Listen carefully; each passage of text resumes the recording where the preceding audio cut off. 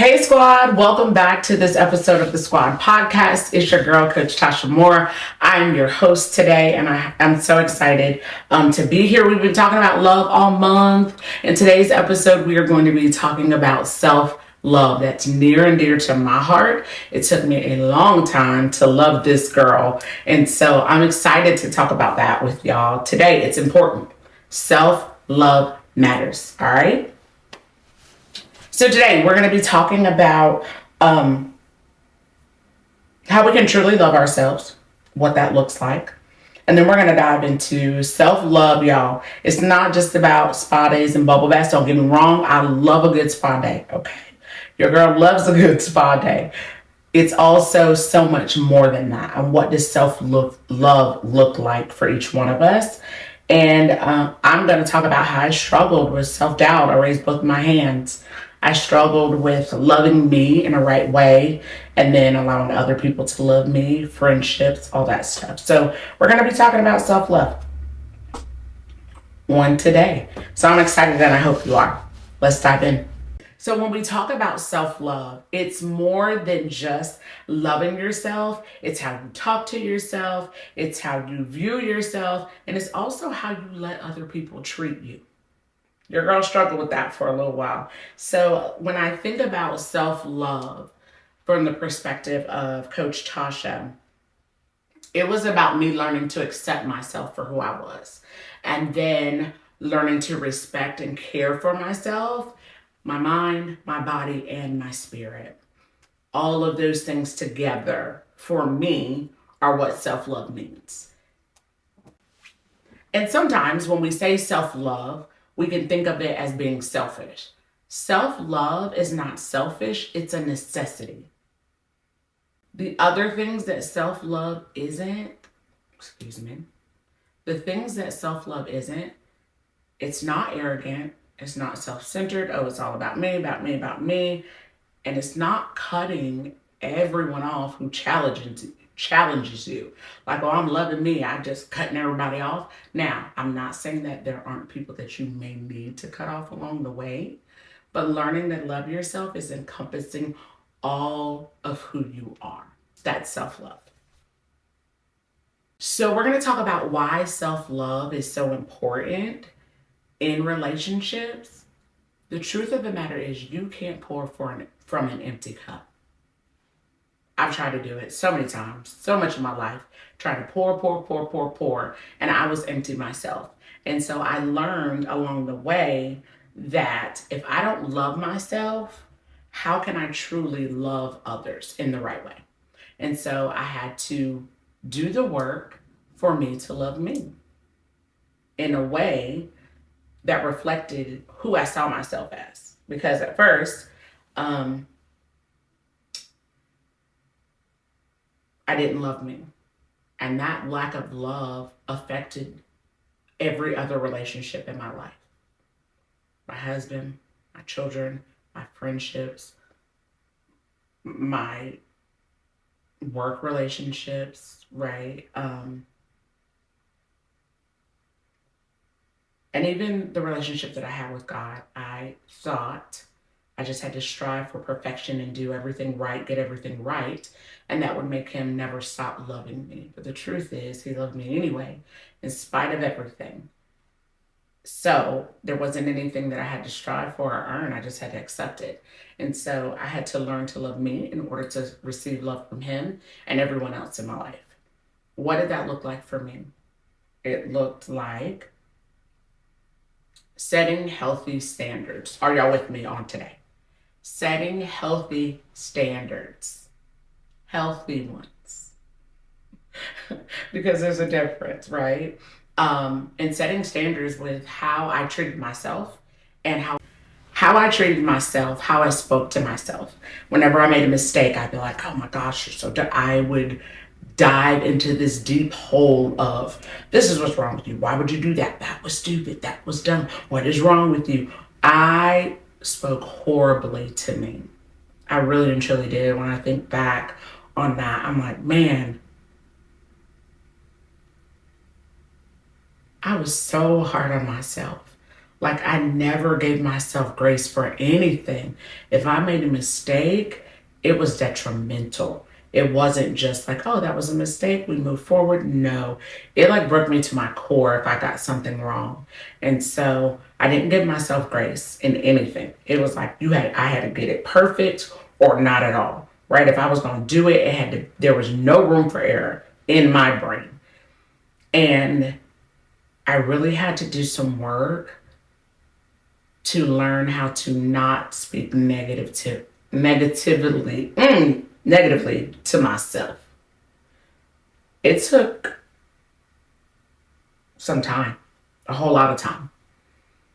And with that, with me learning to love me, I was able to set boundaries with what I allowed. Y'all, I'll give you an example. I can remember always like getting invited to things like the day before or the day of. Oh, you can come if you want to, or hear people talking about something. And yeah, we're going to go here and we're going to do this and we're going here, we're going to do this and we're going to do that and we're going to do this. And it was like, oh, wow, this has already been planned for them. But now at the last minute, they're like, oh, do you want to go? And I literally would say yes. I'd be like, yeah, I want to go. And now looking back on that, it was like, girl, you weren't really invited. You just happened to hear them talk about it. And they were like, oh, well, maybe we should tell her she can come. Or I remember one instance, I had some friends and they were out to eat and actually called me while they were at the restaurant. And it was just like, I went. I'm not even gonna lie, sitting here in line said, I went. And I was like, looking back on that now, it's like, honey, what were you doing? What were you thinking? But in those moments, I didn't love me. So I didn't know how to set boundaries or standards for the way that other people could love me or treat me. I didn't know what that was supposed to look like. And so I accepted anything from anyone because I just wanted to have friends and have people who I thought in my world that cared about me. And I realize now that that was not healthy standards at all.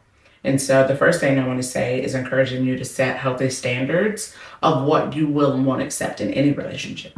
That's a love, a significant other, in your friendships. Y'all, we are allowed to have things that are non-negotiable even in friendships. Like, hey, this for me is not a win. That's how you lose with me if this happens in our friendship. And you're allowed to say that because people who love you will respect that. Okay. I learned how to connect. I learned the connection between self-love and confidence. Confidence. Okay. I learned how to be confident in this woman that God had created. And that doesn't mean I have to be mean or knock any other woman down in order for me to be confident in who I am. It's just knowing that I walk in the full authority of God. I am who he says I am. I can walk into a room. The God that I serve, he shifts the atmosphere, is what I like to say before I even enter into the room. Because I'm going in there to serve in whatever way he has me to. I don't care if it's a friend's birthday party, for a laugh, or just being there, showing up, whatever capacity I walk into the room as, I get to choose that. And so learning to connect, loving me, and being confident in who God says I am. And that's not dimming my light, and that doesn't make anybody else's light not shine. I can shine the way that I'm supposed to. I love all things that sparkle. I say that all the time. I can walk into the room and be authentically me. And that doesn't take anything away from anyone else because I want all the women in my life to walk into the room and to be fully who they are supposed to be as well. And so it was a learning for me that there is a connection between loving myself and walking confidently in who I am and who I was meant to be. And then one of the things I think about often that I want to ask you, are you showing the same love to yourself that you give to other people? When I thought about that, the answer for me was no. I would give everyone else grace. I would give everyone else another chance, a chance to get it right. And I wouldn't do that for me. And I had to ask myself, why? Why do you not do the same thing for you that you do for everyone else? And it's because I didn't love me. I truly didn't. I didn't love who I was.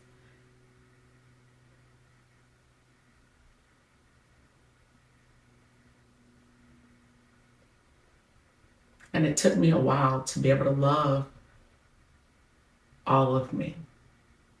And I can remember saying affirmations that I didn't believe, but I just kept telling myself I'm just going to speak them until I can believe them, right? I'm just going to declare them till I can affirm them. And I would say, I'm a good mom. I didn't believe it. I'm a good wife. I didn't believe it. I'm a good friend. I walk in purpose. I didn't believe any of the affirmations that I was saying to myself. And that's just my truth. Until I got to a place to realize that I was worthy of love, truly. And I was capable of loving myself and other people. And so I really had to sit with myself and work through why I didn't love me. And it boiled down to, a lot of stuff with my biological father and being that little girl who didn't understand why. I do now as a grown woman, and I'm very thankful for it, even though in those moments I didn't understand it. Signs of self-love deficit. Y'all, I was thought all of this was a sign, truthfully, that I didn't love myself. Negative self-talk. How do you speak to you? What are the things that you're saying to yourself about yourself? What do you let other people say about you? I can remember people like, oh my gosh, she's so loud, she's so extra. Yes, I am. And I own it. I would be like, no, I'm not. Yes, I am. I'm all things extra. And I don't apologize for it anymore. Now, I do know how to navigate it a little bit better than I did before. But I love me. And so in doing that, I had to learn how to trust who I am, navigate it differently depending on the room that I am, never fake, always showing up as my true authentic self, but also realizing that I cannot constantly criticize everything about me. And that's literally what I was doing, if I'm honest. I would constantly criticize myself all the time. Why did you do that? Why did you say that? You shouldn't have done that. Why did you look at her like that? Why didn't you go? Like always criticizing every move that I made and making it something way bigger than it needed to be. The second thing I would do all the time is settle for less. I would give so much of myself, but settle for less than what I deserved. And so I had to learn, like, you deserve for people to treat you nice and kind the same way that you are treating them. And so I really had to look at the relationships and the opportunities that I allowed myself to say yes to. There were some business things that I said no to because I wasn't being treated the way that I should have been. And so I had to become a no. But I learned that over time. Okay. And then the other thing was there were no boundaries, none at all. You could do whatever, say whatever, treat me however, and I would still be right there like, hey y'all, how we doing? Okay. And I learned, like, no, you have the right to say, like, this is how I'm feeling. I can remember having to go to a really, really good friend of mine and say, this is how I feel like I show up. Would you agree? Right? And if it wasn't true, tell me. If you don't feel like this is how I show up for you, like when it comes to birthdays or, not even buying things, but acknowledgement of, your children's birthdays and different things. I feel like when I come to your city, I make sure to see you when you come to mine. That doesn't always happen. And I'm not saying tit for tat, but I am saying I feel like I'm showing up as a friend. And if I'm not, please tell me. And I don't feel like I'm getting the same thing in return. And was it difficult? Yes.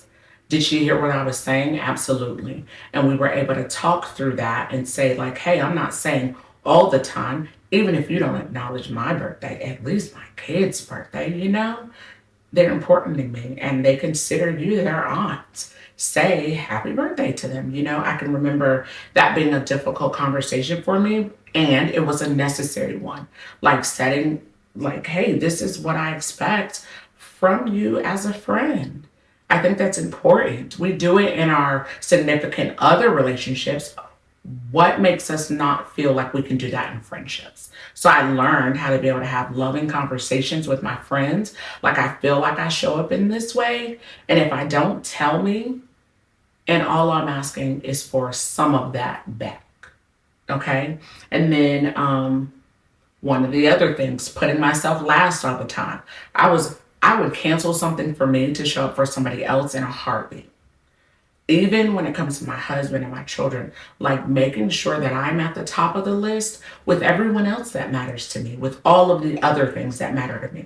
My self-care time is just as important as all the other things. Like last weekend, I was at a dance competition. This weekend, I was at a cheer competition. This week, oh, your girl is getting a massage, okay? Because I deserve to be at the top of that list.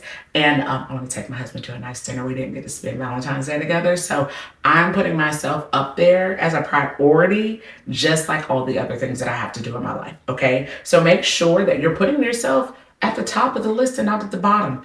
Anybody else gonna raise their hand and say, I do that? I put myself at the bottom of the list. That's a sign of a deficit of self-love. You are important and you are worthy, okay? I don't care if it's sitting in your car reading a book. I don't care what it is. Do something that is just for you. Y'all, that's not selfish, okay? And then the other thing is feeling like I was not enough. Both my hands raised on that. I never felt like I was enough. I just didn't. And now I know without a shadow of a doubt, I am enough. God created me as enough. And I have to trust that. And you do too. You are enough. I have no idea what that was. You are enough, okay? I'm encouraging you today. You're enough, girlfriend. All right? And some of the other things that I learned along the way as I was realizing, my self-love deficit, that I didn't love myself and all the things. So if any of these things sound familiar to you, don't beat yourself up. Don't, okay? Don't be sitting here like, oh my gosh, I got it wrong. Don't beat yourself up about it. The good news is that self-love is something that you can start building today, right now. All is not lost. Today is a new day for you to decide that you are going to love yourself the way that you should. Psalms 139:4 says, I am fearfully and wonderfully made. How are some ways that we can begin to love ourselves? Y'all, start speaking life over you. I'm a big affirmation girl. I've said that time and time again. Start saying positive things to yourself, whatever that looks like for you. Instead of me saying that I'm dumb, you know what? I didn't get that right, but I'm gonna try again, right? I would say stuff like, you stupid, you're dumb, like, oh my gosh, what's wrong with you? All kinds of things like that. And so I'm learning to give myself some grace and be like, oh man, I got that wrong. But that's okay, I'll try again, right? I messed up, my mistake. Accountability for me. I could hit this thing. Learning that I can speak life over yourself. So that's the first thing. Like, these are action steps that I want to give y'all. The second thing, setting and enforcing those boundaries. We do not, in love and kindness, have to let people walk over us. We don't, right? We can set boundaries for ourselves and say, this is a non-negotiable for me. I'm a big don't lie to me person. I do not like it. It is a non-negotiable for me in my relationships. Even my children know. I can remember my oldest telling one of the younger ones, like, don't lie. Like, we can walk through anything, but you don't have to lie about it. If you said it, I said it. I didn't mean it like that. Or I said it and I did mean it like that. I'm sorry, I was upset. Whatever the truth is, right? So I'm a big, don't lie to me. That's one of my boundaries. We can navigate anything that you tell me the truth in. And so learning to say, that's a non-negotiable for me, and learning to say no when I need to say no without the guilt. Y'all, we will guilt ourselves into saying yes when we know that our no needs to be a no. So I stopped allowing myself to feel guilty when I needed to say no. Okay? The other thing, prioritize rest and well-being. I'm raising both my hands and saying your girl is learning that as we speak, learning that rest is so important. I would go. I didn't do a whole lot after we got back, except sit down and chill. I had to learn prioritizing my rest and my mental health is important. It makes me better for everyone around me. Okay. And then the other thing is forgiving myself and embracing my worth. Forgive yourself. Forgive you. The mistake you made, whatever you said, whatever you did, forgive yourself from it and move forward for it. Forgive yourself for it and move forward from it. Okay? We all have things that we've done that we can look back on like, why did I do that? Why did I say that? Whatever the case may be. Forgive yourself. I had to do a whole lot of forgiving me. Even when other people held on to things, I forgave myself for it. So, forgive yourself and move forward from it. And so I want to challenge you, write down 3 ways you this week can show your self-love. I'm going to get a massage, y'all. That's one of my ways. My affirmations and my scripture over myself is definitely something that's very important to me. And then I don't know what my third one is going to be. I got to figure that one out. But I've got 2 so far, okay? So write down some things that you can do to show you that you love you, okay? All right, y'all. So I got the rapid fire questions. I did not read them when I was writing my show notes.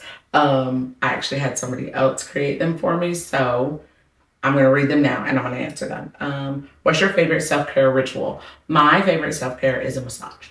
I'm not even going self-care. Good cup of coffee on my way, getting a good old massage, just me sitting with myself and the masseuse. And that's one of my self-care. And then the other one, I live in Myrtle Beach. I hate the sand, but I love the water. I love the ocean. It just makes me think of the vastness of God's love for me. And so going to sit at the ocean. Now, if I could do the ocean without the sand, it would be perfect. One affirmation that I live by, my purpose connects to someone else. They cannot walk in theirs if I am not walking in mine. And so that's one affirmation that I live by. Like my purpose is connected to someone else's. So I have to make sure that I'm doing, being, and becoming who God wants me to be. I'm big on that one. That's one that I say to myself every day. And then if you could give your younger self one piece of advice about self-love, what would it be? That's probably about to make me cry, y'all.